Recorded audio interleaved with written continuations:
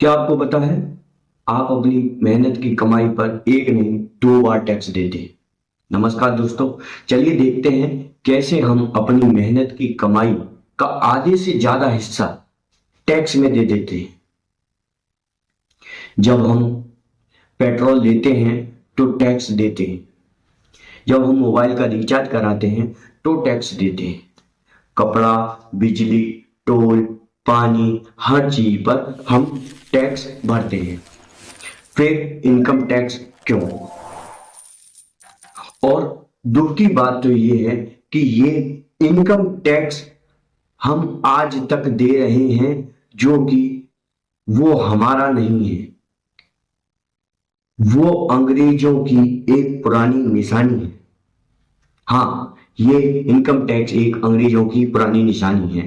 1860 में sir James Wilson ने पहली बार इंडिया में इनकम टैक्स लगाया था।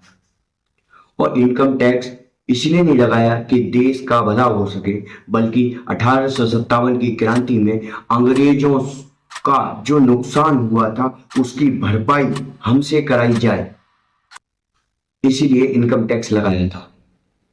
आजादी मिल गई पर गुलामी का ये टैक्स सिस्टम नहीं बदला। हम कहते हैं बाहर के देशों में भी तो टैक्स लगता है, बिल्कुल लगता है, आई एग्री। पर वहां 30% टैक्स देने के बाद बच्चा बच्चा जानता है कि उसकी पढ़ाई और उसकी इलाज सरकार की जिम्मेदारी है।